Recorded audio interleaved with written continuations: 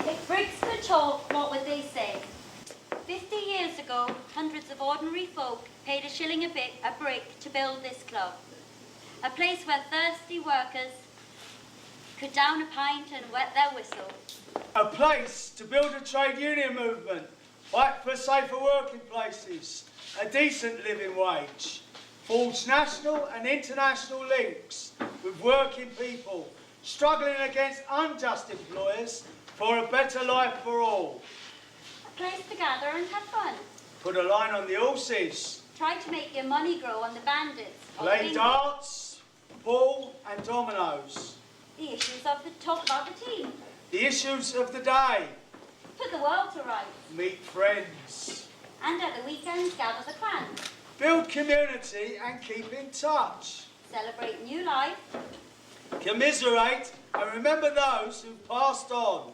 Support one another through sickness, loss and troubled times. Share successes and stories. Relax and be entertained. By an endless stream of bands and singers.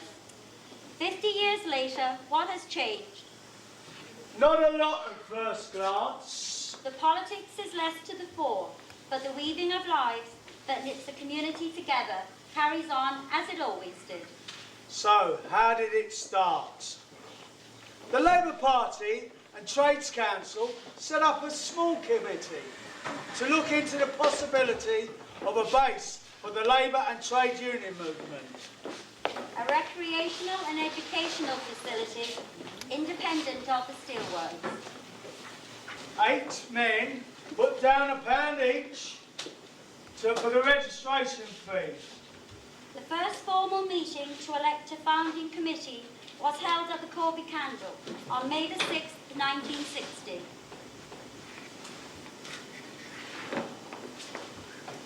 Present. D.W. Cowley, A.F. Tunstall, J.S. Graham, B.H. Bridger, J.A. Crozier, S. Boulton, J. Sullivan, T. Blakeston, T.H. Bailiff. Apologies for absence were received from A. Johnson and B.W. Cox. The acting secretary, T. Blakeston, called for nominations for the committee, and the founding committee was duly elected. President. Arthur Tunstall, member of the Amalgamated Engineering Union and President of the Trades Council. Vice President. Tom Bailiff, Inspector of Railways. Treasurers. Stan Bolt, pharmacist and rugby player. Secretary. Ted Blakeston, son of a miner, 9 radio. The election of the Finance Committee completed the election of the honorary officers that evening. 1 month later, I joined and I attended regularly as clockwork. Mrs. J. McMartin, the only woman on the committee. There was all sorts to do. Finding a site. Engaging an architect. Getting it built. Rules. Legal status. Rules and regulations. Members. Building a movement.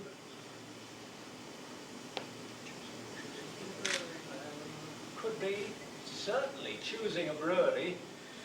As you all know, the generous offer from Samuel Smith's Old Brewery in Tadcaster was withdrawn at the last Board of Directors meeting due to a heavy capital investment elsewhere.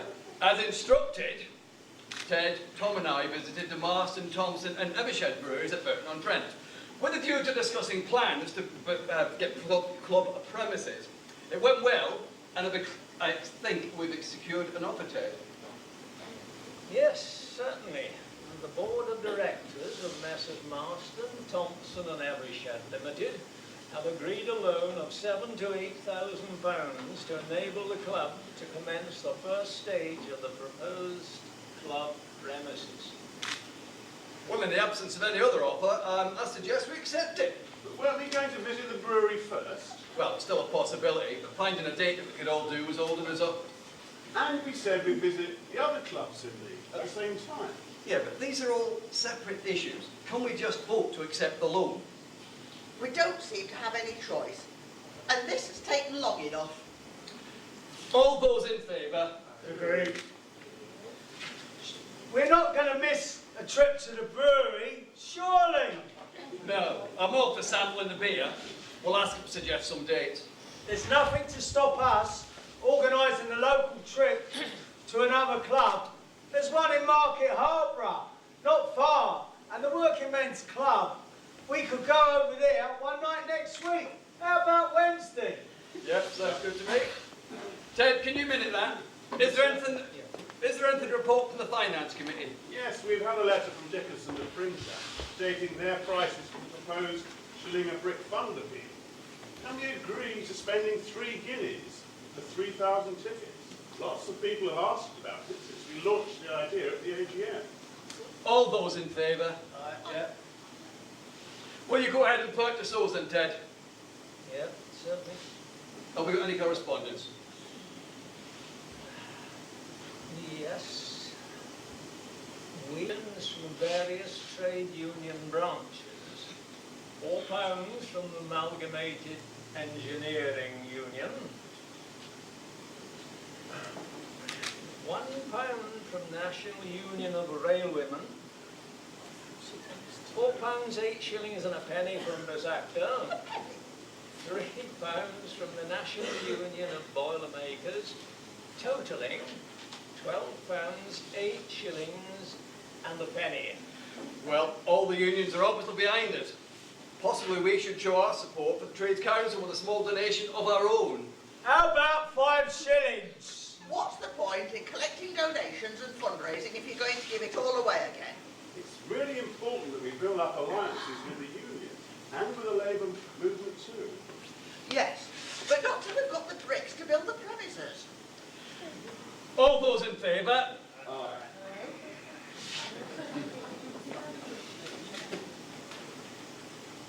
Now then, there is also a letter from the Corby Labour Party appealing for donations to its election fund. Why not give it all away? Oh dear, poor housekeeping, that's what I call it. I propose we contribute a guinea to the Corby Labour Party election fund. Once we have a building, they'll meet here and they'll drink here too. We're all in it together. We are. All those in favour? Agree. Thank you. Now the most important part. Do we have any other business?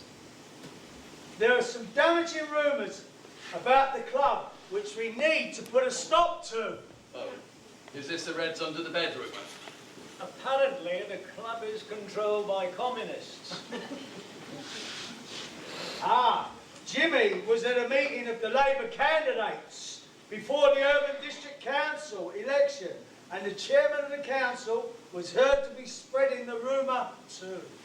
But we need to verify our facts first, before, not get all hot and bothered.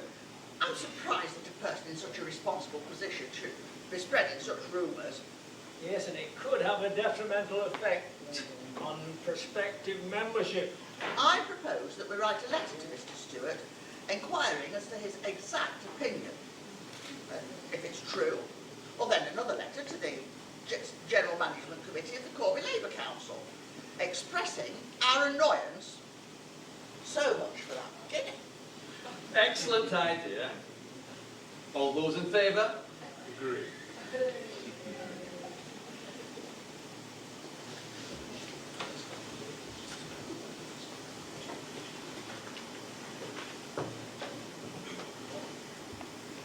I may have been the only woman on the committee, but I certainly did my bit.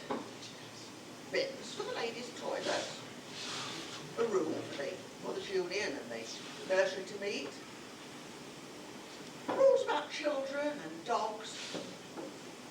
Oh, we battled it all out. Usually me against them.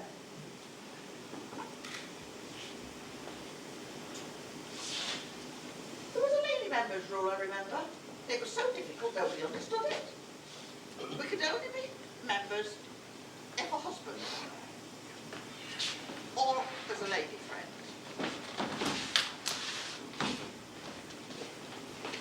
and it was all minuted meticulously. It was the members that I was interested in and that cared about them from the start. Lowered the subs to £1 a year for those that were ill or had fallen on hard times. And old Mr. Goodwin, when he retired, and I'm one old age pensioner, Mrs. Osnett. They never gave me anything to do, except at the last meeting. It was agreed that Mrs. McMartin would choose the curtains in the club. Well, that's where I'm off to now. December the 18th, 1962. Our first meeting in the committee room. It took 2.5 years, 40 meetings in the Nag's Head, the Candle, or the Secretary's House, and 22,500 bricks to get the club built and opened. Right then, what's to be done? Furnishing. Decorating. Equipment. And which drinks to serve? Price? Entertainment. Sports fixtures. Fruit machines. Hire a steward. And find a cleaner. Uniforms. Fire exit signs. Insurance? Certainly licensing. Well, we better get on with it. Matters arising. Yes, Stan. We agreed at the last meeting to order a stock of daily and Sunday papers for the library. Jim Sullivan has asked that his objection to taking the daily worker be minuted. Duly noted. Correspondence dead. We've received letters saying we're too late applying for club registration certificate. So Ted and I have persuaded Mr. Buckby, the landlord at the Lord Nelson in Stanion, to take up a temporary one for us. Which does mean that we're covered until the 10th of January. Well done. That would have been a right cock-up. We'd have had to have a job to be able to open on that night. Right, is there anything from the supplies committee, Tom? We have confirmed supplies from Marston's Cooks, Sainsbury's and Coca-Cola. And to stock up a diamond and long-life beer in cans. Any thoughts about takeaway orders over the Christmas period? It started again to go on. I reckon we should offer a discount of 5% over orders of £1. And over Christmas and New Year too. All those in favour? Agreed. Before we move on to the details for the opening, is there any news of the curtains, Mrs. McMartin? As instructed, I have been to the Cooperative Society and found some very nice material. Their estimate is £81 and 15 shillings. Shall I tell them to go ahead? Yeah, I think it's a good idea. Now then, how are we going to celebrate? I suggest we have a builders' party on Friday. And we should invite anyone who's helped in the formation of the club. Let's ask the steward to organise some food. Can we all chip in, £10 to pay for it? There'll be a lot of clearing up to do. We'll want the place looking its best if we're going to open the next day. Oh, we'll need to get the cleaners in. What shall we do to declare it open? Pull the first pint. I nominate Ted to do the honours. Seconded. Yeah. It is hereby resolved then that the club should open for business for the members on Saturday the 22nd of December, and the first pint should be pulled by our secretary. Thank you. Cheers. Cheers. Cheers, everyone. Don't leave here. The following meeting was called specially to organise the opening. We've got a new Gateskill MP lined up to be our guest of honour. We made him the 138th member of the club when he visited Kettering last year. Trouble is, he's poorly. It's going to be George Brown MP stepping in, the deputy leader, or somebody important from the TUC. Now, Jenny Lee would be my choice because she wrote us a lovely letter when she gave us the permission to use Brendan House as our name. Oh, deciding who to invite, the nearly came to blows, especially over when we invited the chairman of the council, we all agreed to invite 10 members out of the donation of the Build a Brick Fund as privileged guests. 2nd of February, 1963. In the end, it was a night to remember, as Jack Crozier enthusiastically described in a letter to Bob Douglas. The official opening night was a terrific spectacle. Success with a capital S. George Brown, the opener, and his wife, along with our MP and all the other VIPs on the platform, facing a packed audience of members of the club. And the entertainment was perfect. Highland dancers, Scottish pipers, Irish singers and dancers, Welsh choir in national costume, English singers, even artists from London, and dancing to Jimmy McCall's band to finish the night off.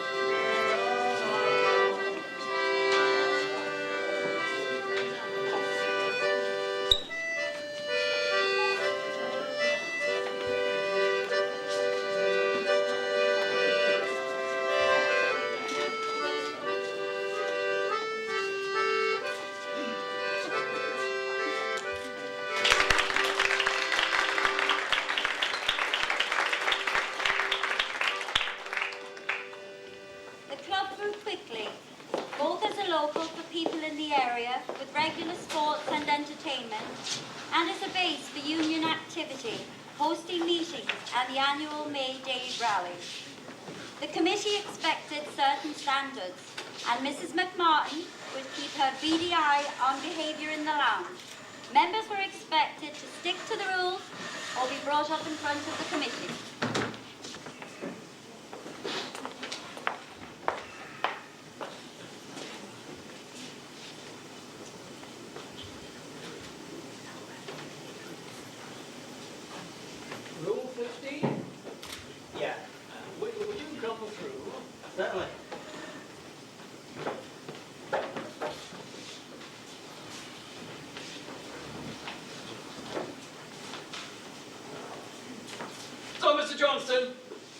On Saturday night, there were complaints made against you that you were annoying other members of the club and the pianist. What have you got to say to yourself? May I remind you that this club has standards of behaviour that we expect from our members. And if you're unable to hold your liquor, I suggest you drink less. Very sorry. I expect you to make a personal apology to Mr. O'Connor. He can't possibly play the piano with people like you causing a nuisance. Of course I will. I'll do my best to. Any other further incident, you'll be barred from the club. I'm sorry. Thank Off you. Go. Off you go.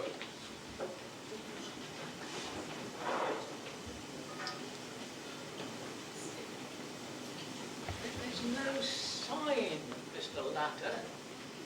I told him, I know I told him about the charges against him and the date and time of the meeting. What did he do? What did he do? Wait, I'll tell you. In the minutes, and here are the minutes, it was reported that a member had introduced 3 visitors to the club on Friday the 15th of February, contrary to Rule 31. These visitors have been responsible for causing disturbance at the dance hall. Well, he's not here to explain himself, so I recommend that we suspend his membership until he takes the trouble to explain himself. Have we got any more? Unfortunately, yes. Mr. Miller and Mr. Durnin, they caused a nuisance at the hall on Sunday, and they refused to drink up half an hour after drinking up time. And there was a lady member complaint as well. Remember, Mrs. Patterson.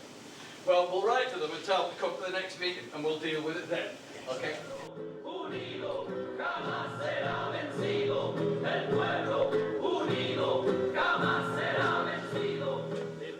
club was also a notorious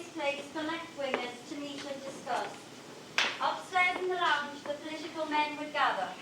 Throughout the 70s and 80s, many a campaign was hatched in so-called Red Square. CND, Vietnam, a Tribune group, Corby Communist Party, and a very active campaign to support the people of Chile. El pueblo unido jamás será vencido. El pueblo unido jamás será vencido. El pueblo unido jamás será vencido. El pueblo unido jamás será vencido. What are they up to? They're on about Chile. They're talking about Chile. I thought they were saying my curry wasn't hot enough. But apparently they rounded up a load of trouble yes, looking in a football stadium. And one bloke was playing a guitar, you know, to keep it in the spirits. God, this is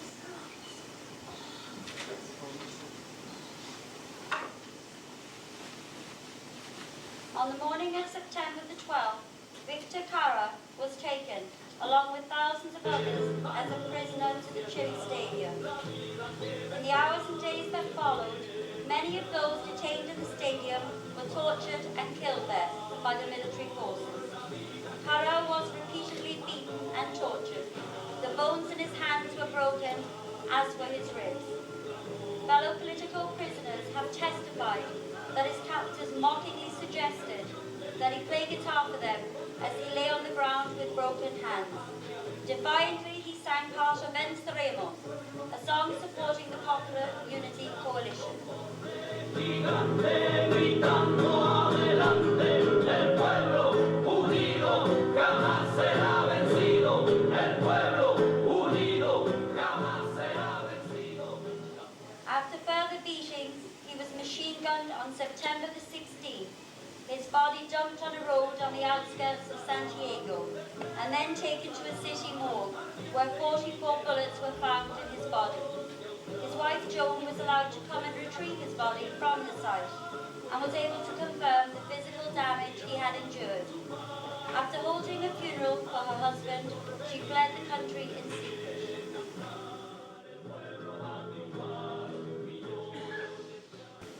Elendi wasn't up to the task. There are moments in history where you just need to seize power, and he missed it. But the truckers had the right idea. Businessmen looking after themselves. They were crippling the economy, holding the country to ransom, paving the way for the generals. Whatever should have happened, Pinochet's taking power now, and he's just a fascist bastard. So God help anybody who's trying to organise.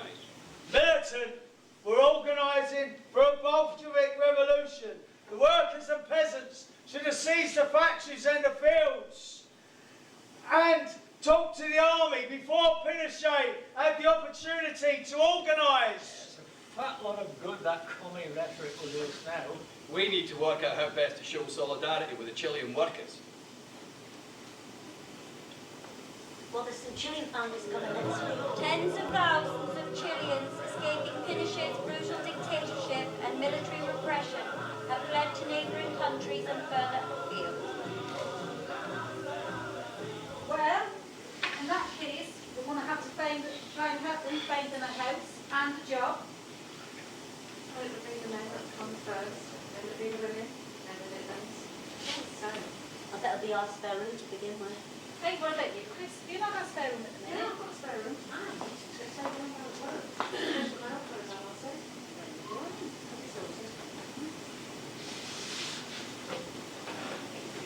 And that's just what happened. Sergio Ramirez brought his family here and got that job down to us. All these years later, Adela still drinks here.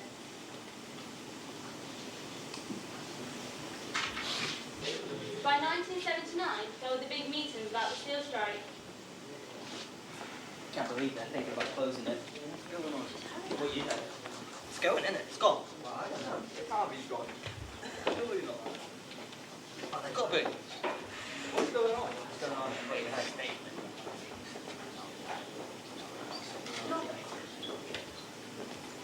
Yeah, let's keep waiting. That's all we can do, isn't it? It's government boss. It's going to talk.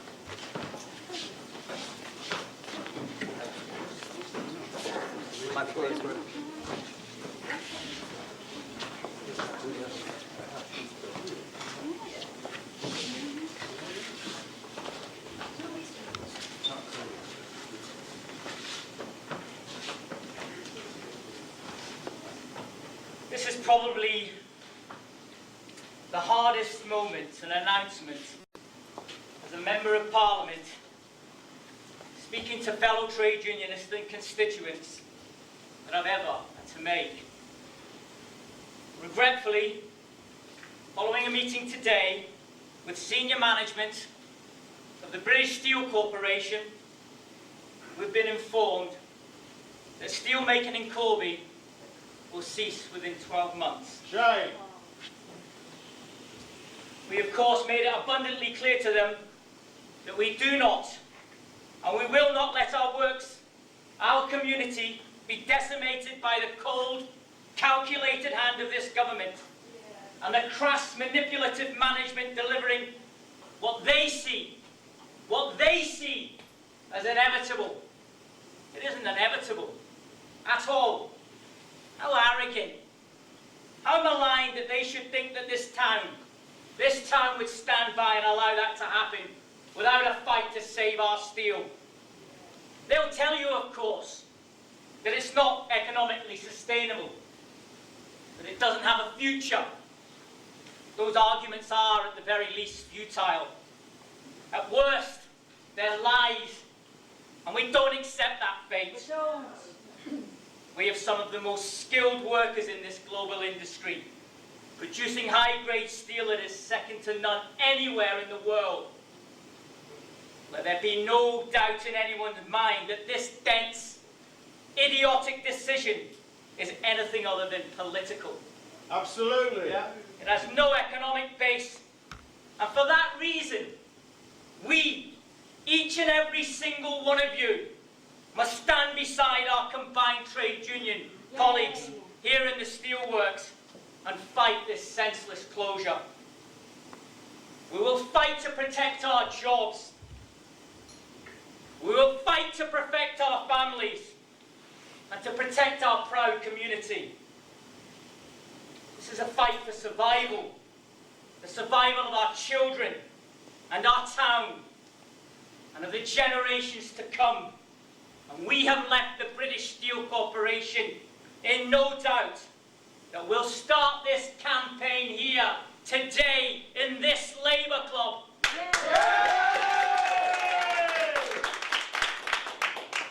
Therefore leaves me, brothers and sisters and fellow constituents, to endorse the decision taken by our unions to save our steel and to stand proud in that fight to send a clear message to the British Steel Corporation and to the government.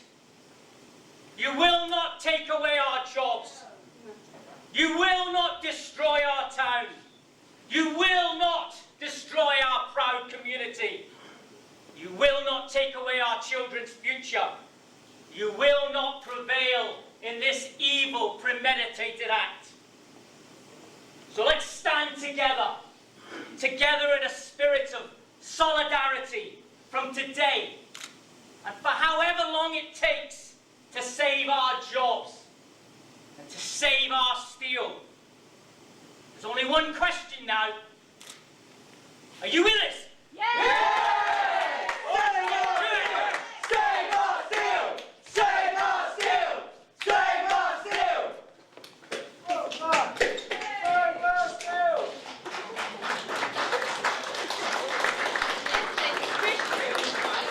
And also the space for the Road Act campaign.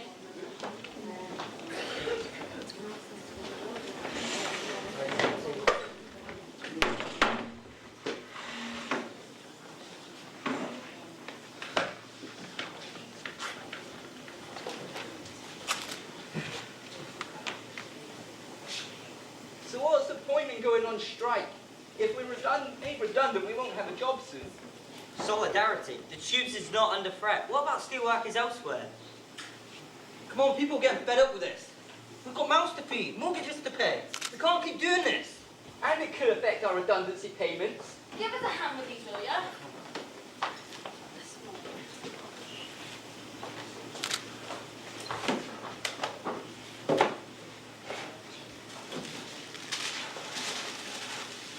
Giving out fruit to people we ain't got food in the house. Right, here's the latest edition of Steel News. Oh, not the press. How many shall I leave? I'll take a load for when I'm delivering food parcels. The coach to London leaves here, so leave some and I'll hand them out at the demo tomorrow. We need some on the stall as well. Okay. And the theatre are doing their play Steel tomorrow. They'd like as many people as possible to come. What bloody good will that do? This is real life, not a dress rehearsal. Well, it'll help to raise awareness and spirits too. I've seen them practicing and they're very good. And they've got some very funny songs. Solidarity, you see. They're helping us out. They're writing our story. Well, I hope they put in about that old lady Frank took class around to last week. On her own, no family. We just heard she killed herself. She pulled the electric fire in the back of her. But don't just stand there. Get packing.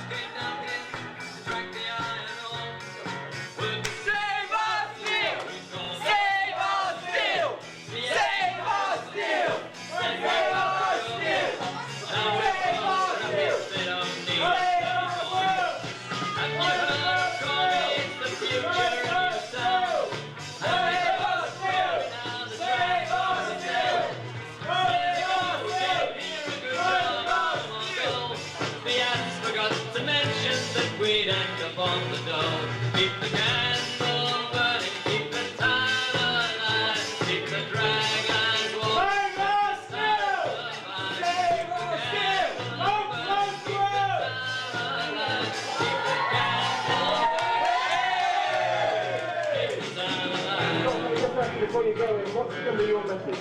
Oh, message? Go forward. Don't come around, go for it. Save our steel! Save our steel! Save our steel! I would like to introduce you to Peter McGowan and some of the steel men who marched all the way from Corby to London in order to save our steel. Peter McGowan. Ladies and gentlemen, can I take this opportunity on behalf of the marchers and Rosa to thank you for this very warm welcome that you've given us here on reaching our destination here in London.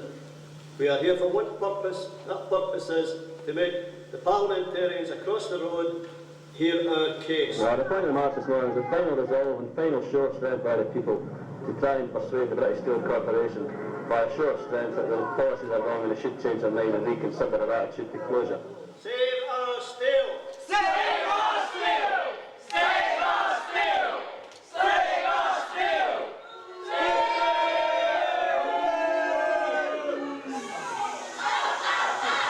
Maggie, Maggie, Maggie! Out, out, out! What are you doing here? Why don't you get back to Grandpa and sell beans, you old fart? Thank you for that very warm welcome. This is the first demonstration I have ever been on, and I can assure you it will be my last. And there's if I have anything to do with it. What is all this yelling and shouting and placard waving meant to achieve? Save our steel! Save our steel! Notice? But we do begin. Who wants to work in heavy industry? We do! When we can leave that to the men overseas and import what we need. What's wrong with British steel? We promise to give you new jobs, clean jobs, flexible jobs. So you're not convinced? You say you'll go on fighting? Yes! Very stirring stuff. But you voted for me in my government. Oh, yes, you did. Oh, yes, you did.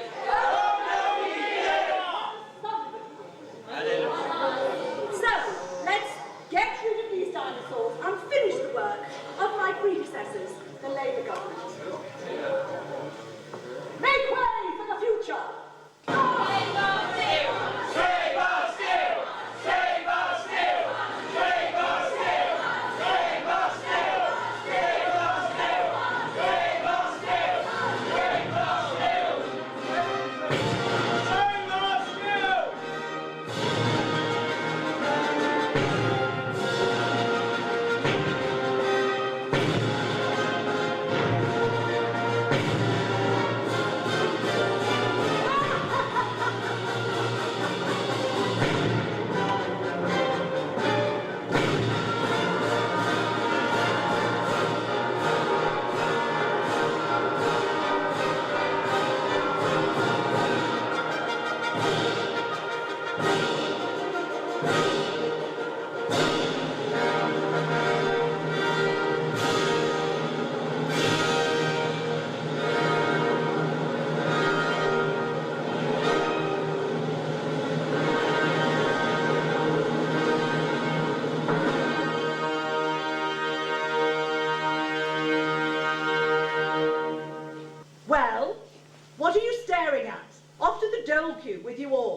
You'll soon find another job. Meanwhile, back in Red Square, the campaigns that were plotted in the 80s and the lessons we learned from the steel strike handed on to others.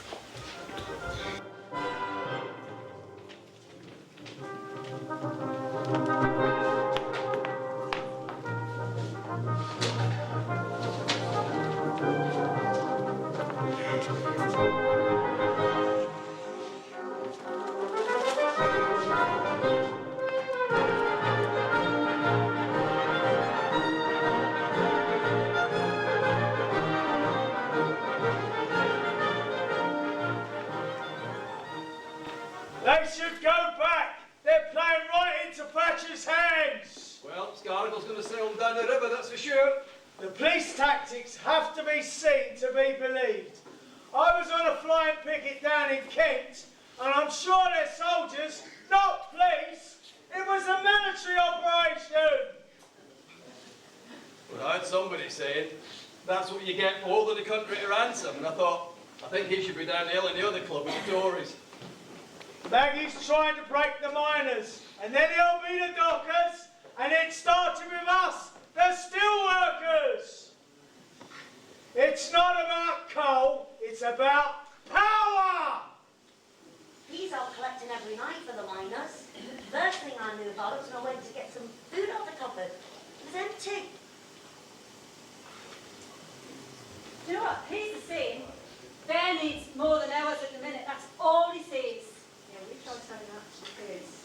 But I've got to say, you know, when we were on strike, I was dead with smiles. They took the kids down the road, didn't they? Oh, that reminds me. I've had a letter from the Miners' Way Support Group in Castleford, West Yorkshire. Sitting in Wardland next weekend. Read it, Ray. Could you hold it with us? Right. Dear sisters, you'll be very welcome to come and talk to us about how you have survived since the closure of the steelworks. We are having a do next Saturday, and it looks like both Grass Oughton and Lexton Lockpicks are on the hit list for closure. Thanks for your support, your kind donations. We are taking the kids to Scarborough on a trip with the money, in solidarity. Susan Perry, Secretary of Castleford Miners Support Group. So, ladies, we better practice what we're going to say. Better. Well, I hope the miners realise that redundancy pay, no matter how many notes you put on the end of it, runs out eventually, and you're left with nothing, no industry and no future.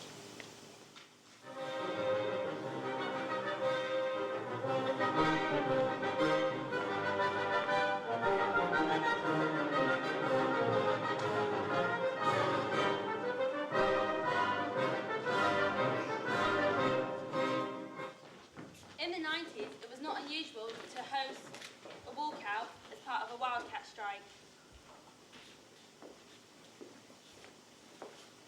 Ah, yes, 3 day off on the Another walkout. Spend all day doing this. Yeah, it's not about drinking, come on. I know, I feel bad for Australia. South Africa. South Africa, you idiot. South Africa, Australia, same place. Fair enough. Free, free, free, Nelson Mandela. I'm not taking part in this anti-apartheid. It's totally wrong about this description. Yeah, we hate the apartheid or party or whatever. You don't even know what it is. Why you Nelson Mandela! Hey! Jesus, I need that, lads, I'll tell you what. Listen, before we start, I just want to say a huge thanks for all the support and the solidarity. And thanks for the day off. Yeah! Listen, before we start, let's just say, management have agreed to reinstate me. Yeah! Yeah, but listen, it's not about me. It's not about me, it's what's happening in South Africa. We've got to stop this fascist regime. We've got to keep focused. And what we've also got from management is that there'll be no further tubes going in or out of the tube works to South Africa. We've got to play our part. And any musicians touring there? Oh, Jesus Elkie Christ, Brooks is on Babs, at the for God. Civic this weekend, and I've got a ticket, so leave her alone. Well, the situation is quite clear. If Elkie Brooks decides to go off to South Africa, we'll blockade the entrance. It's as simple as that. You ruined my night out. I'm not serving you a pint next time you come in. Jesus Christ, Bebs, I don't know. Listen, didn't you get a free ticket anyway? And anyway, if you really, really want to win, have a go at the council here. And the council leaders for allowing her to go in. Against, I might add, Labour Party policy on South Africa. Now give us that pint, come on. Yeah, you! You did it. They played it for a week or so on the local radio in Alabama. She wanted to be Betty Granger. So, what happened? They did blockade in the end. I'm off. It wasn't politics, and it wasn't all politics and no play. We had an endless stream of bands and singers, dances every Saturday night. We had, you know what, we had a piano room and a library. Oh yeah, the library. Tell you what, a thing or two was learnt in there, and it wasn't all book learning, I can tell you that. It was a well-known place for an illicit encounter. It wasn't called the Snug for nothing. Oh, we had some fantastic sing-songs around the piano. One I can remember in particular.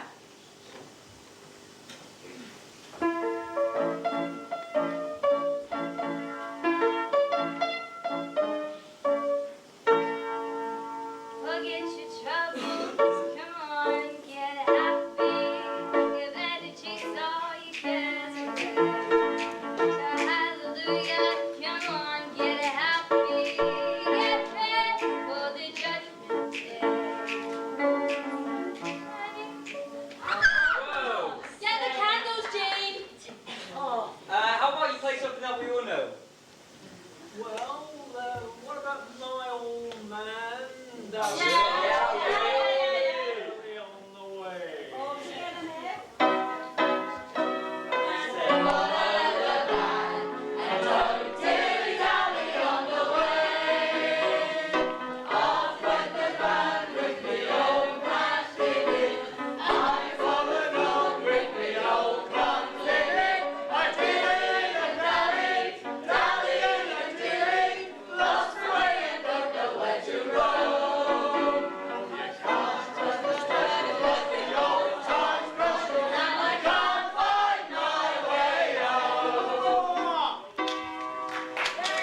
So, how are things nowadays?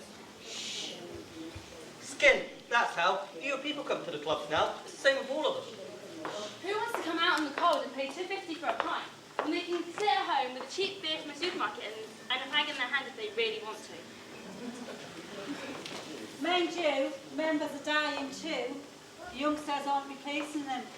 Time was when father and son were both members. But the youngsters would rather pay through the nose for a pint of some trendy bar. Let's face it, the Workers' Man Club needs working men. And the jobs are different too. It was dangerous down to work. You have to be able to trust the people you work with. You don't build that sort of camaraderie up working in a warehouse getting bossed about. We used to bring these funerals, put on buses for funerals for members that died. But we couldn't afford it anymore. There was only 1 or 2 using the bus. Couldn't do it anymore. Couldn't do it. And it's true, politics is less to the fore. The committee's not what it used to be. The perks are all gone. You can't even get to pay committee men from the bandits anymore. You can't get people to join. It's left to the odd one or two. You still get hauled up in front of the committee though. Rules are rules. Mind you, the women's rule finally changed. Yes, since 2007 we can be members in our own right. Do you know what? Regular as clockwork, we would challenge the women rule, and we had a right celebration when we heard. Cheers, ladies. Look what I saw Maureen, today. Down here. We've got memberships. Yeah, we've got membership all right. We've got to have our own cards now, and they're 15 quid instead of 2 quid.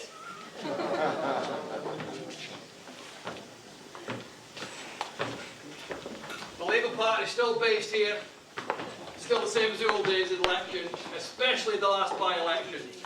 Everybody came to Corby. The Millibands were here. Ed didn't come in, mind. But David, now he's a man of the people before he went to America.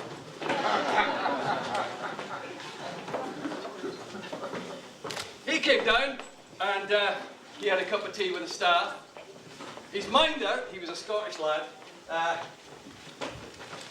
he came in with him and then he heard that we were having a roll of a square slice and he said, can I have one of those? And he says, do you do iron brew? It's like, I mean, please, my God's sake. Hello? Oh, how are you doing? Yeah, we're doing well. We just come out. Oh my sweet Jesus. Yeah, we've just come back for a quick cup of coffee. Have you been out to vote? What do you mean you haven't got time to vote? Women would throw themselves in front of bloody horses and kill themselves so that people like you could vote. No, I can't come and fetch you. You only live 5 minutes away from the polling station. I'm driving somebody around, you know. Just get here. Okay. We have changed, yeah. So do it today, yeah. 'Cause I can see your paper right there. What have we done today to make you feel right, yeah. Let me hear you, let me hear you, let me hear you. So what have we done today to make you feel right? Yeah, yeah, yeah, yeah. 'Cause you could be so many people if you made that prayer for freedom. So what have you done today to make you feel proud? What have you done today? Yeah, let me hear ya. What have you done today? What have you done today? What have you done today to make you Yes, the club's always had a games room. Yes, the club's always had a games room and carpet bowls. We even had someone who played for Scotland. We had a great time with the 50th Sports Challenge, playing dominoes, darts, pool.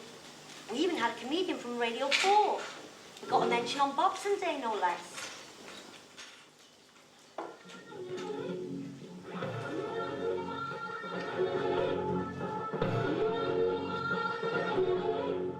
Two shots. How is that too short? How is that not two shots? You hit my ball, right? And you glasses. You need to sort yourself out. Let's go! Let's fucking go! Yeah! Get on. Right, get on. Get that way. Get her up in front of the committee. We won't tolerate that in this club. That's why I love Tuesday. It's the women's darts night. Look at that. What are you doing here? It's women's night. He comes to see what his missus gets up to on our women's darts night. Says he's the mascot. I know what I would do with him. You look a bit hot. Get some soup, love. 6 weeks to go. You won't be able to play darts once the baby comes. I will when he's home. What? When you won't even tie your shoelaces, were your belly that big? Yeah, right. Sheila played for 30 years, and my mum played as well. Having a kid isn't going to stop me. Do you know what? If you add it all together, you lot have played for centuries, and Betty and Anne are really good. You're only as good as you play on the night. I'm not up for that. Oh, you feeling tired, Anne? The cookies all there. I hate it. It's mean. Disgusting. I've been on the bar all night. That's a big shirt. Anyone want these?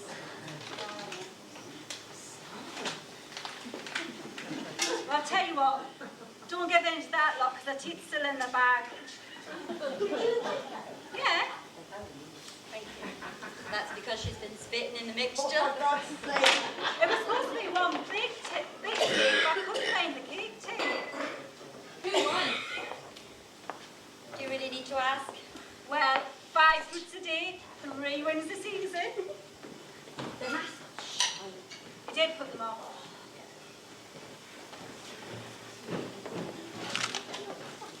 Do you know what I might do? Seeing I went and made them, I think they'll quite delicious if I even say so myself. Dean, that soup was amazing. Did you make it yourself? It was lovely, thank you very much.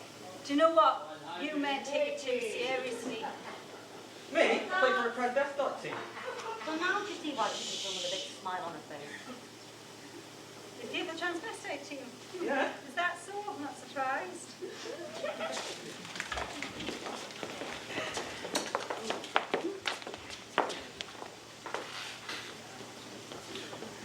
Do you know what?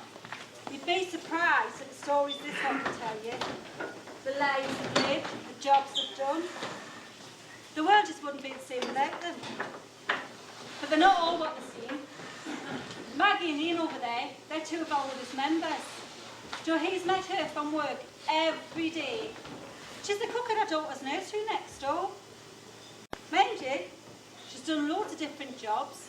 They came down in the 60s and both got jobs in the works. Tube side. She was a checker. Money for all rope, she says. But she's done loads of jobs. She used to organise the taxi pickers to get them a better deal. Do you know what? They're a really old-fashioned couple. He's tipped his wages up from the word go, and she makes sure he has what he needs. She holds the purse strings. Sometimes I wish she held mine. Because somehow, they managed to go abroad twice a year. And I'm not on about the Costa Karaoke either. I'm on about the Caribbean, Thailand. Do you know what? She did say that she cleaned house once for the governor, a friend of the governor of the Bank of Thailand. And that's why, when they got there, they were treated like royalty. His wife picked them up in a limousine, showed them a tour, showed them riches and the poverty. He says he likes the boxing the best. He says the people were kind. Do you know what? She says she liked the beautiful lady boys, but she never knew which ones they were. Anyway, I've got enough work to do. You lot can tell your own stories. Well, me, I'm Bob. Mechanic. Man, a few words. Nothing to watch on the telly. I only really like documentaries. I always sit here, catch up with my brother, so I see. Our staff sit there, councillors, old people. I remember when this place was built. Fields all around where we used to play. Catch rabbits. Mum used to cook them. Poaching was common. Venison pie, rabbit stew, none of these buildings. We lived over the road. Blind Court. I'm English, local. Wife's dad was born in Tunwell Lane. There were only 3 houses. There was a locomotive driving from the works. My dad moved from Ketton in the 50s. The difference, we talked to each other in Corby. This place, our local. Women used to only be able to come in with their partners, never really agreed with that myself. I know it was a man's club, but it's better now women can join in their own right. Fuck off! What? You're only good for decoration. My Eric would never say things like that.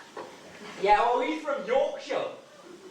And I'll tell you, I found you lot well hard to understand when I moved down here at first. I felt like a foreigner. It was right confrontational. We did live in New Cumnock near Ayr, where I'm from, but that is in Glasgow. So where did you two lovebirds meet then? Well, I went with his auntie and uncle, and we went to bingo in the pub one night, and he turned along. There was me, my first husband, him, his auntie and uncle. My husband left early. Typical. Marriage inconvenience, never loved him. Only married him out the house. On the way home, we kissed in the barn. And then we decided that we were going to start seeing each other behind his back. And every day we meet up, I tell my husband I was going to swap knitting patterns with Morag from across the road. But I wasn't. Then we came to Corby in 1982. His brother and sister were members here. I was a mountain work miner from Barnsley. I went from the pit to the coke ovens, did all sorts of jobs. Farming, cleaning, now I work at RPC Containers as a manual handler.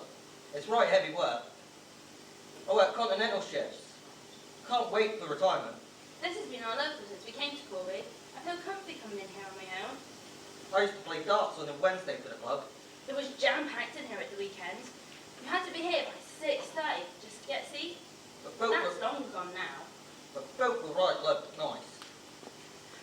Yeah, and if you're poorly, people say sorry to hear about that. I learned to hug at the club. What are you on about? Well, it was when you had 3 or 4 folk with cancer, and there was this one lady, and she was right down. So I asked her what was wrong, and she told me. People started avoiding her. So I just gave her a hug and said, cancer's not catching. Like we do with the big tree you pass on the way home.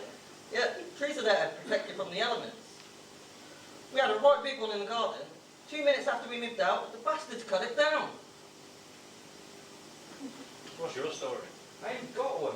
What are you looking at? Go! What? My story? Well, me and all my mates joined this, well, because of our dads, really. We all joined and got our membership as soon as we turned 18. It's dead friendly here. You sit anywhere and there's always conversation. Unlike a pub, you're always on edge in case stuff kicks off. So what do I love about here? Beer's cheap, pool table's only 50p. Can't go wrong. Me and all my mates meet up here before we go on a pub crawl about 10 o'clock. Such a shame clubs are closing. Once they're gone, they're gone. And the way of life with it.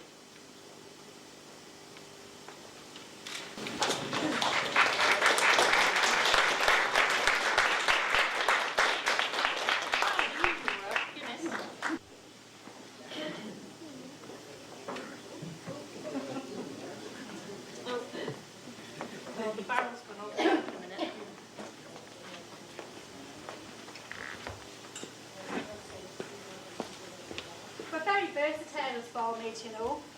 Cleaners, counsellors, social workers, paramedics. Do you know what? If somebody has an accident in here, suddenly everyone's a first aider. I have to remind them I'm the sober one. Still, there's a big heart in these people behind the booze and bluster. Stand by one another, and they're always ready to raise money for a charity or for somebody who's fallen on hard times. Anyway, going back, I'm off. It's Friday night, members' night, bingo, quiz, karaoke.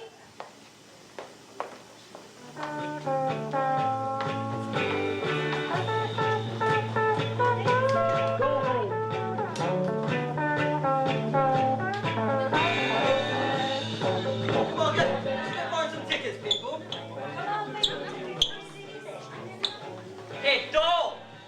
You want me to be your toy boy? Look at you, you big fat fucker. Yeah! Can I be your toy boy? You've got nothing left to toy with.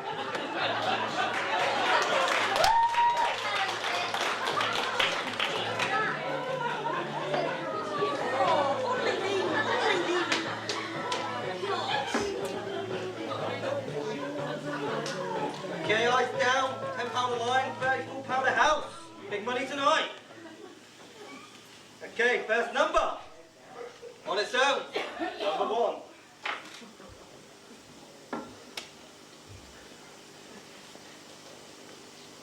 All the sixes, 66.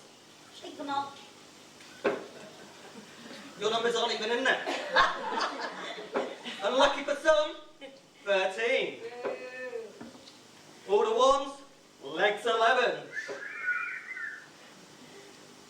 Top of the shop, blind 90. 2 little ducks, 22. Anyway up, 69. Right. So you were saying you used to live in Corby? Yeah, just down the road. This was the local for the family. Well, has it changed much while you've been away? Yes and no. Do you remember it? Do you think it was like it was when we were? Do you remember? There wasn't karaoke in those days, so... What did this have instead? There was a piano in the bar, and someone would say, "Give us a song, Mary," and up she'd get.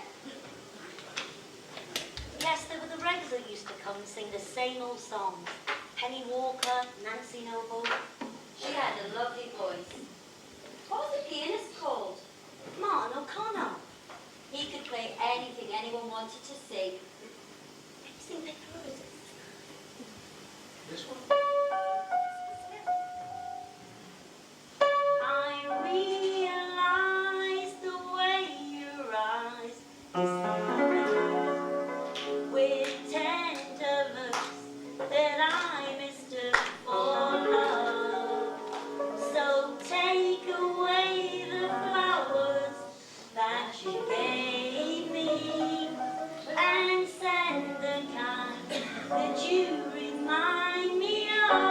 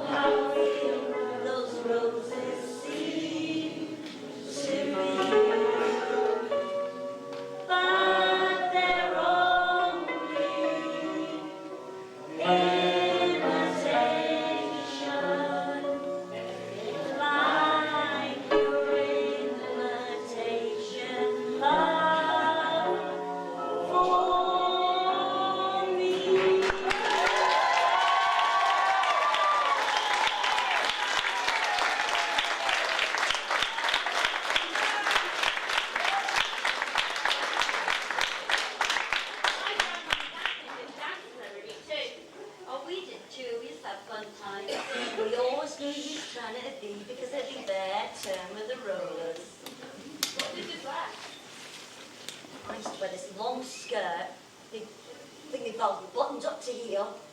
I was the opposite, the mini Yeah. skirt and the belly top. Yeah. And they have live bands. My uncle's in loads of bands. Even has a drum kit. I remember our mum. She used to clean on Saturday morning. I used to come up. Drum kit used to be sitting there. I can still remember that. Happy Did you ever have a go? No. I did, crashing around thinking I was Ringo Starr.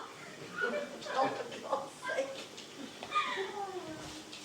Did you ever come to New Year where they had all the bands? They used to swap. Nick Harper and all them used to swap each other's songs. They used to do that. Did you ever do that? Yeah, I did. I with my family every year. Oh, Tradition. yeah. A big husband-a jam session. Happy days, eh? Happy days, guys. Happy days. Alright, we have a slight problem with the quiz. We've got a couple of smokers holding it up. So what we're going to do is we're going to warm up the karaoke machine. And we've got a lovely young lady here who's never done it before, so she tells me. Come on, Ellie.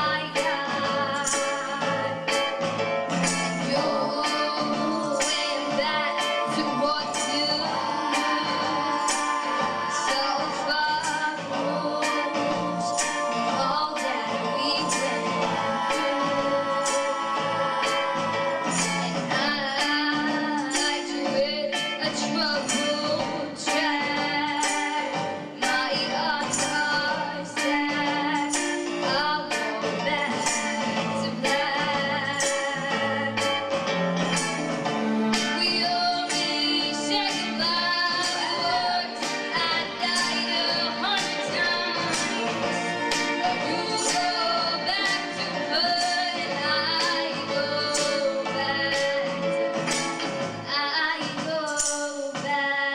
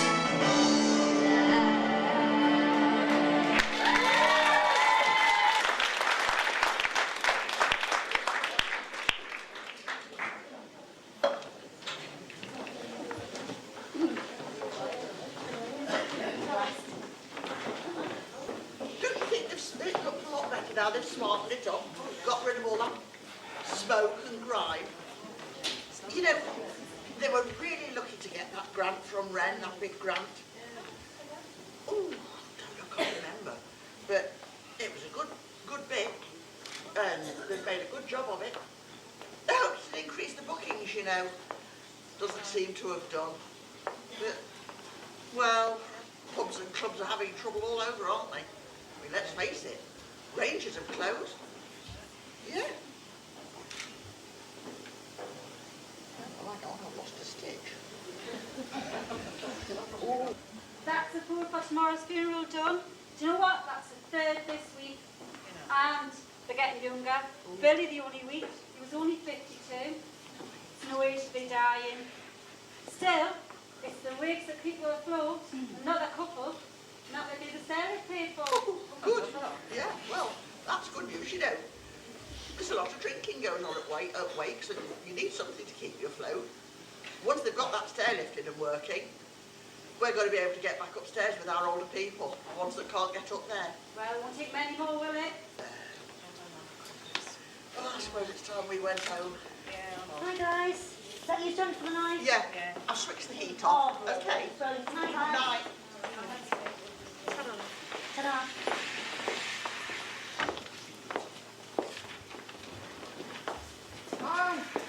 Hi there. Hi. Is the entertainment secretary in?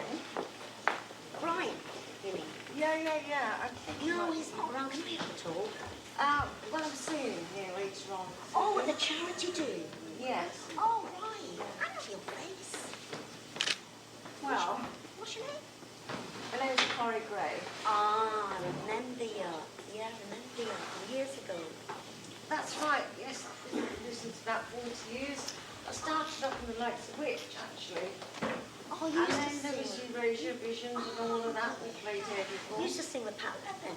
Honey. Right. Gosh, I didn't know you were still singing. Gosh, Yeah. you're great. I'm a solo actor. Yeah, I do a Tina Turner tribute. Ah, yeah. You look good. Thank you. Good. Where are the others? Well, I don't work with other people anymore now. It's less hassle. I just sing on my own. Right, fantastic. So where do I get changed? Just from there, same as before. Thank you. Have a good night. Thank you very much.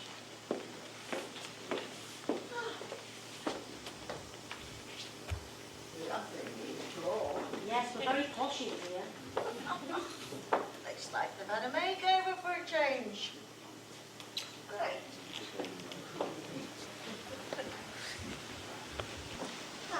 Clean room for once.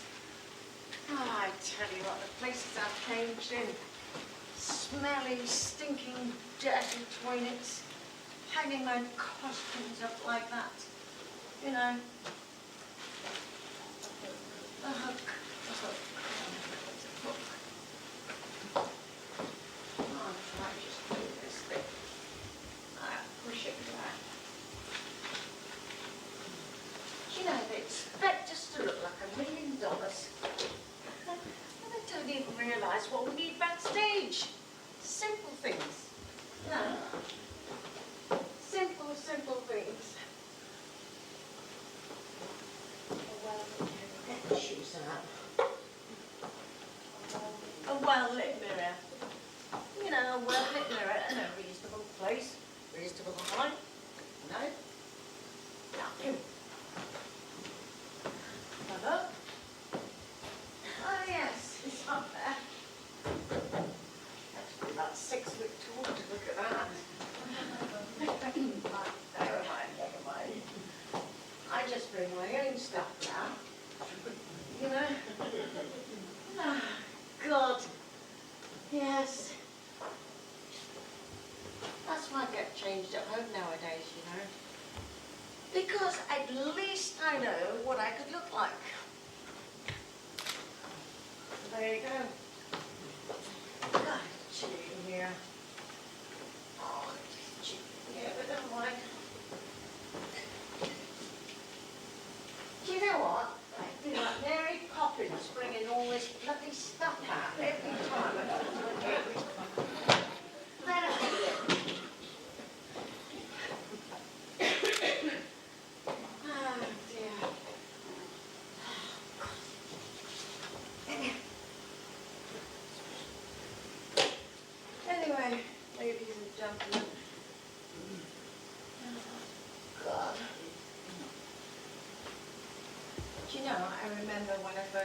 I first did. I was only 17. There was a time, before that, at least you could have a cigarette, you know, to calm your nerves down. But not anymore, since the smoking ban came into action. I was singing at the Grumping Club.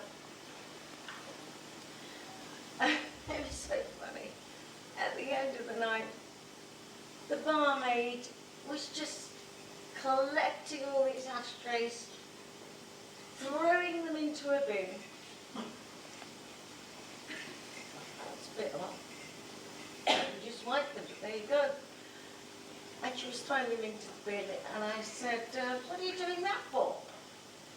And she said, well, don't you realise the smoking ban comes in tomorrow? And off she went. And I thought, oh, this is so surreal. The crashing of those ashtrays falling into those bins. It seems like the death knell of the new generation, up-and-coming generation to learn their art in. Clubs and pubs shutting down all over the place. You know, nowhere for the new people to learn their art. I don't know. I don't know what's going on. Do you know what's going on? Neither do I.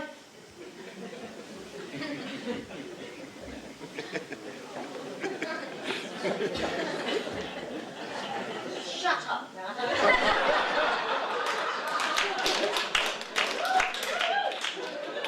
Hang on a minute. Do you remember the bloody recession?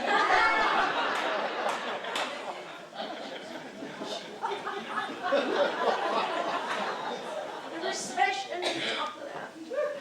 You know, all they want to do nowadays is just pay for a disco. You know, they could just play records all night, no sort of warming up or not warming up, and just not having anybody to have a rest for the vocal cords. Either that or a karaoke. Well, a karaoke's for fun. And it's there to enjoy yourselves and have a good time and have a laugh at each other. So what? It's great. Anyway. Can you see the grit on my boots?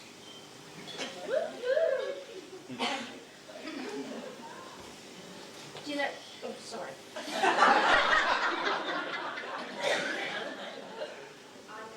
Do you know, it's so much easier with a band. They can cover up your mistakes. Doesn't matter if you come in at the wrong time or whatever, the right time or whatever, they can cover up your mistakes. But with a backing track, you do have to make it spot on. There's no one there to help you out. It was great with the band. No problem, you know, they cover up your mistakes and such like. I know what you're thinking.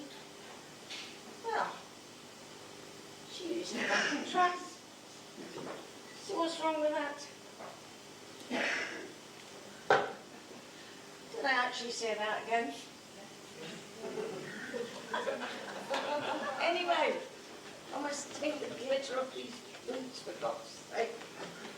Yes, there we were.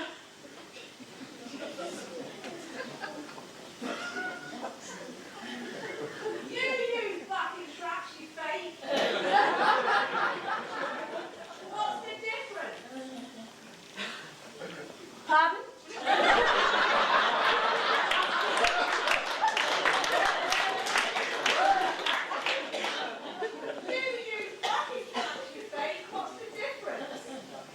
Yes, that's right.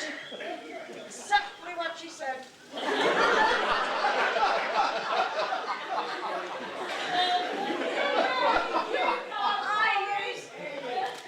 I use backing tracks, so what's the difference? Well, the difference is you have to be spot on for backing track. You don't get the cue cards, do you, Corey? And I don't get the bloody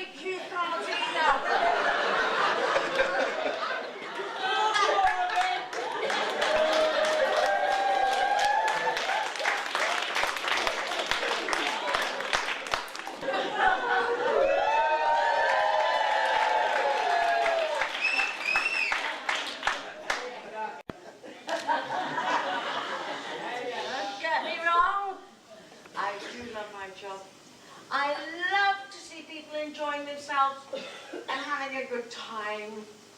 You know, relaxing and singing and dancing and whatever. You know? And here we are. The show must go on. And at 50...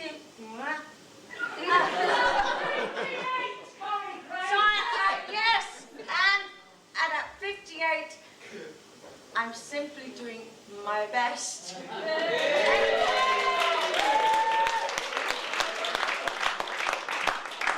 Right, I'm up now, right, ladies and gentlemen, just to say thank you to Corey there, and just to let you know, charity begins at home. But over the years, sorry about the echo on this, but I'll say it 3 or 4 times.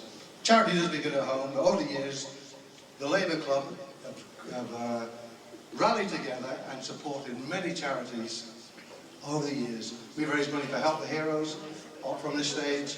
We've recently gave £2,000 to Crazy Hats Cancer Charity.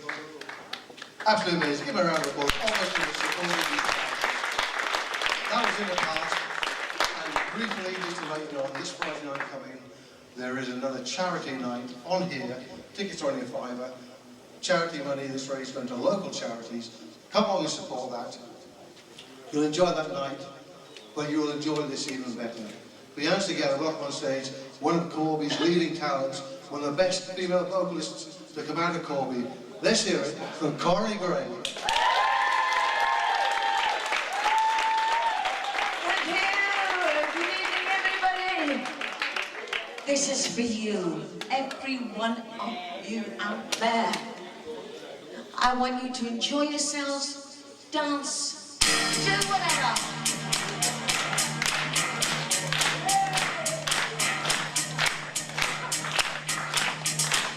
Fire, I need your hearts to fire.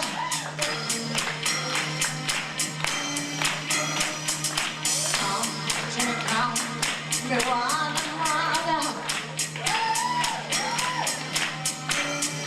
When you come to me, give me everything I need. Give me my promises, the world.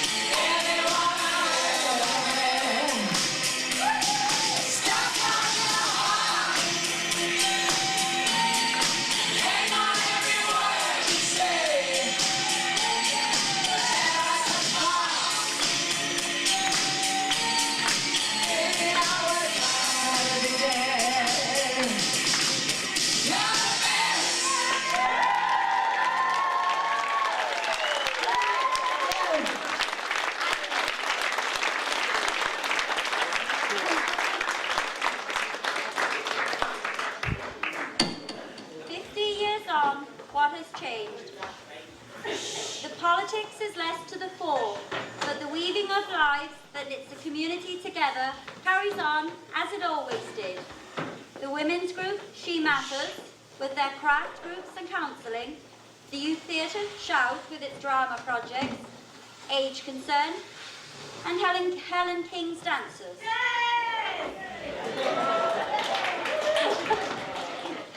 And the unions are still using the police for what was originally intended. There's a big meeting on here tonight, mass redundancies. Do you know what? Some things never change.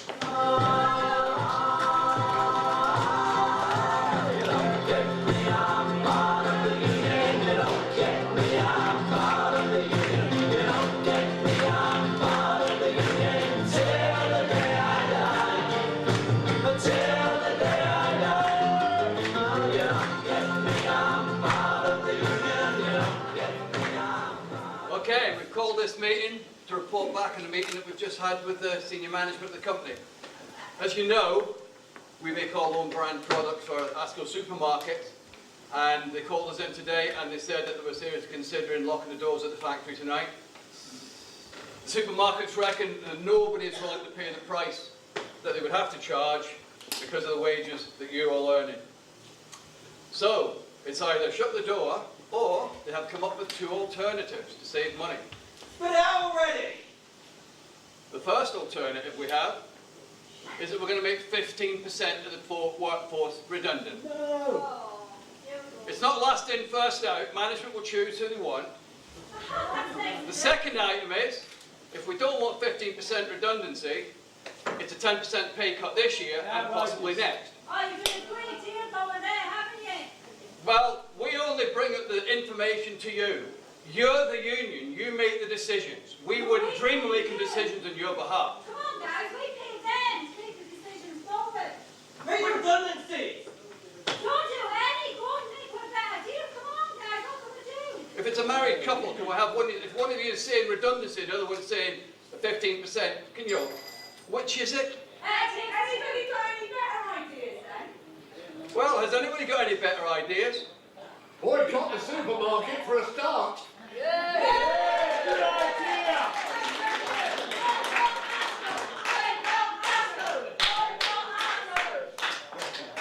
Well, we all know from the papers recently, I mean, the new supermarkets are opening, 400 jobs of it supposed to be there. The other supermarkets, they're not laying anybody off. The two supermarkets are competing, hence the reason they're not willing to pay. They want to make the money for their companies and their shareholders. You're the ones that are going to have to suffer. What about the manager? Part-time work. Give the shareholders less. You want part-time working as well? No, So I we don't want it. That's what it is. we want a 15% reduction in workforce, 10% cutting wages and part-time working. What about the agencies in this? Agency workers. Agency workers, they come and go. You know what it is. We have actually tried to get them into the union. You know, we're doing the best we can. We have a campaign on now. There doesn't seem to be a lot of support from the people that are working here to actually get them in though. I can't imagine why. Agency workers out first. Sorry? Agency workers out first. Agency workers out first? Yeah. Well, of course we put that to the management team. And they'll say no. Well, we did say all your agency workers would have to go before your full-time employees. Unfortunately, if you do that and you say we're still going to have to get rid of 15%, what happens if they then start bringing agency workers back in? Be less money for you. As a union, you're supposed to be there doing our rates. What are you doing for us? Your wages are all right. 10% or 15%, is that the best you can do? So that we think that the best idea is a 10% reduction in wages. Sack the union rep! I'm not the union rep, I'm full-time. You're the union rep. Okay then. We don't have very much longer left. So what we're going to do is we're going to put this to the vote. Redundancies! Okay then. We have two choices. We'll ignore the part-time working, if that's okay. I don't want to confuse people by giving them three choices. Don't count, you know. So, the first thing is, we have two choices. One, 10% reduction in salaries this year and possibly next. And the second one is a 15% cut in the workforce, redundancies, hard redundancies. All those in favour of the 15% redundancies, put your hands up. In favour? You're on your own, Gary. All those that think the 10% reduction in salary is a better idea, put your hands up. Reluctantly. I'm just checking. Okay then, we know where we're going now, and we shall go back to the company and tell them what you've decided. And I assume that as from next month, it's a 10% cut in salary. You made the decision. You don't get me, I'm part of the union. You don't get me, I'm part of the union. Till the day I die. Until the day I die. Oh, you don't get me, I'm part of the union. You don't get me, I'm part of the union. You don't get me, I'm part of the union. Till the day I die. If bricks could talk, that's what they'd say. Remember, 50 years ago, hundreds of ordinary folk paid a shilling a brick to build this club.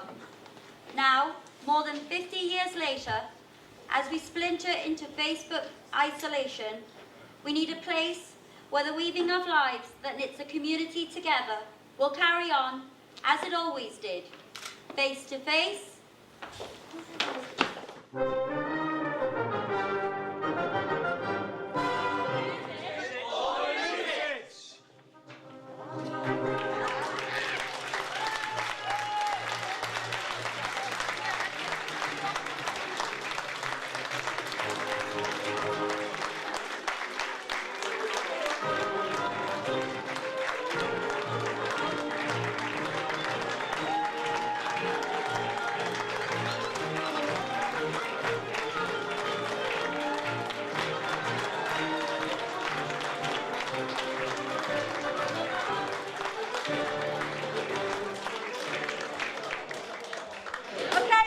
Ladies and gentlemen, thank you for being a fabulous audience. It's been a great night. I'm Paula Boulton, if you didn't know. I'd like the cats to come on, because what we're going to do is what we always do after one of these shows. Oh, they're going to form a circle, Yes. Form a circle and throw juggling balls, yeah.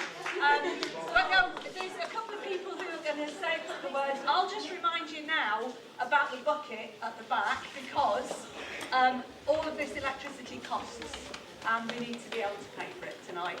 And obviously it should be coming out of the Labour Club's pocket. So I'd like to invite, is Brenda Easton in the house? Where is she? Okay. Brenda's going to say a few words, and after that, Councillor Mark Bullock, who actually funded the whole project. So we'll hear from both of those. How do I follow that? Just like to say a few words about this lovely renovation that they've had in the club. Paula and the Show Group come to me to see if I would help them do a render, get some funding.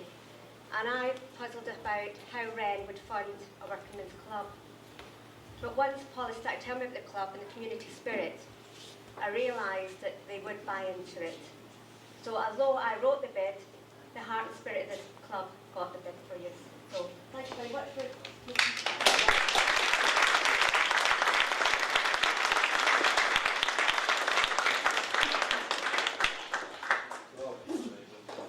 If you live in Rockingham, you can look up and see the castle. You can see the Sunday's Arms, bricks and mortar history. In Corby, we've got something far more important than that. That has sense of community and shared values. The Labour Club's always been at the heart of that. And it's going to be at the heart of that for the next 50 years as well, provided we all get out and help. And I must say, Paula, when I asked you permission to do this, and I said, come on, you can show Corby its very best. And we have done, and you have done. And I think Paula and the crew did a real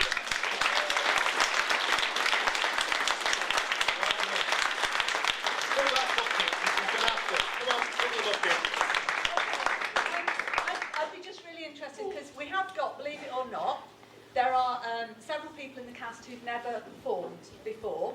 So in terms of how the cast was brought together, I'm just really pleased. I think they've done really brilliantly. As I say, there's Mr. Donahue, I was interviewing him in the bar. Lots of you have been interviewed. There are interviewees here, and I'm really pleased that you're here. We've got the founder members, Stan Boulton and Ted Blakeston. There's Julian Blakeston here tonight. There's Rebecca Boulton here tonight. There's also a grandson. There's Daniel Boulton here tonight as well. I don't know if there are any of the founder members' kids, but that's, you know, showing what's going on. Kate Anderson has got some programmes. Unfortunately, we had a big problem. The coffee shop shut at 5. We got there at 5 past.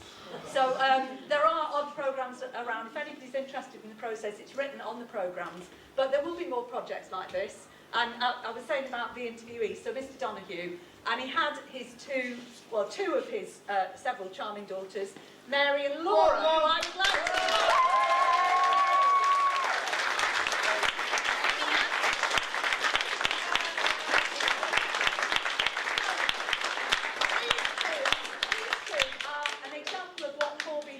just lying around, right? And what a fabulous singer, what a fabulous narrator. I want to give them a really good, this is their first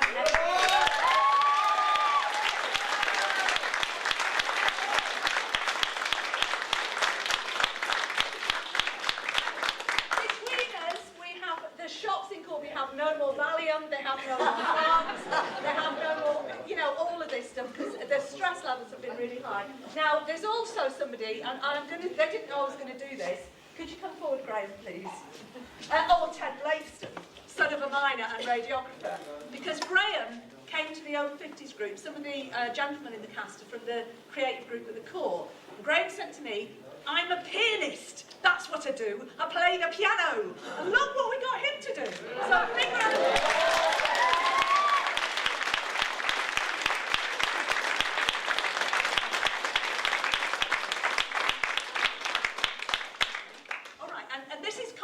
Was in the play so recently. She's found something. Do you want to? Does anyone say? Okay, well, we'll leave it at the desk, and then Joyce at the desk will deal with that. The other thing is, obviously, we have the fabulous Corrie Gray.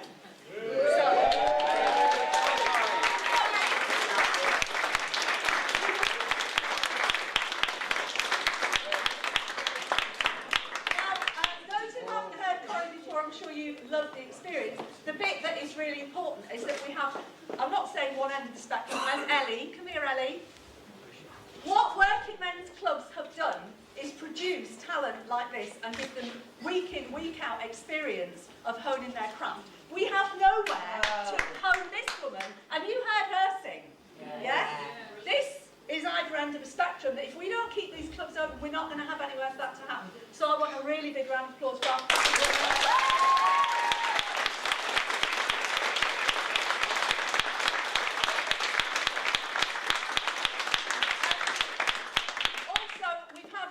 that couldn't be filled. Now, are the dance women still here? Yes. Right, I want you to come here, please. One of the biggest problems, can we have the lights on them then? One of the biggest problems is, did anyone notice there was only one slightly Scottish voice in the play, and that was when he wasn't playing a Yorkshireman? And that was Ian Cameron. Where are you, Ian? Come here. So Ian was holding the thread. Most of you know this club is peopled by Scots. I have had Scottish women falling out of this play. I mean, we've had, well, Brenda was in it once. Brenda was going to be one of the Scottish women, and it has gone one after the other. They've just fallen out. What we were trying to do was have this fabulous band of women that are sitting over there. You can't see them. If you all want to turn around, can you stand up at least, darling?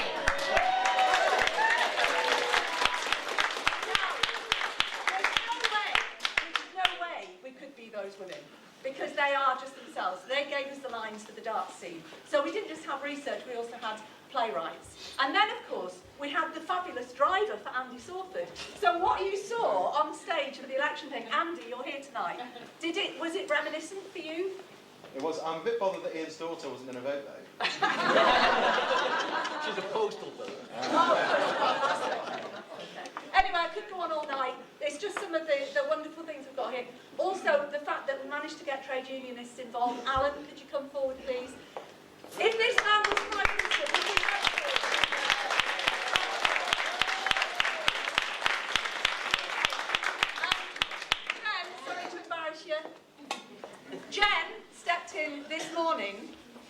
I think I phoned you about 12:50, something like that. So that's the commitment of the people around this project. To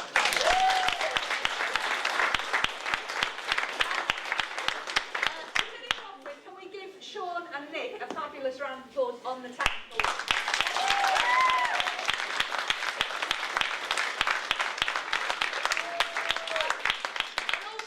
There's somebody in the audience that designed all of this, who didn't know I was going to say this either, but this fabulous sound and all the rest of it was designed by Sammy Scott, who's a technician sitting in the audience. So can we thank Sammy for doing that?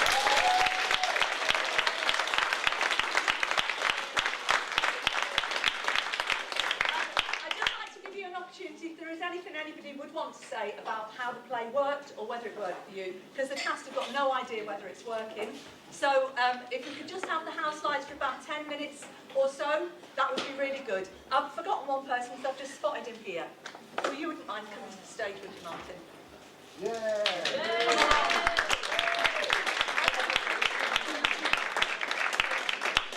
I want to introduce Martin O'Connor to Martin O'Connor.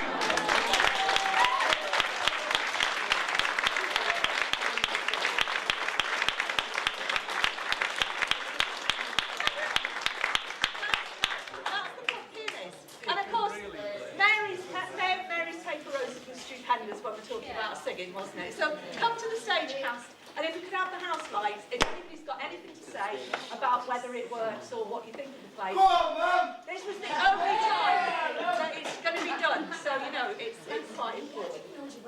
Yeah, I think. And Yes, I know your mum was there. Yeah. So any Paper Road was very good. Very good. We wanted you to play it, Martin. Go on, give us a Oh, forgive me. Anyway, nice to see you. And you, lovely to meet you. Lovely. There you go. Can somebody do house lights at the back? Thanks, Joyce. Yeah, any comments at all?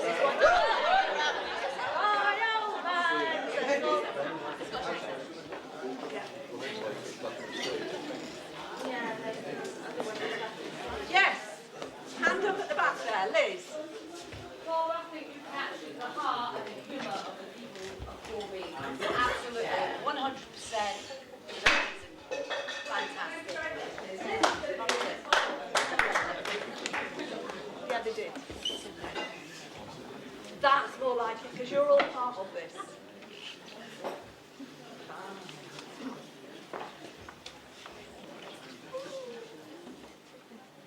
Okay? Could you do the 100th one, please?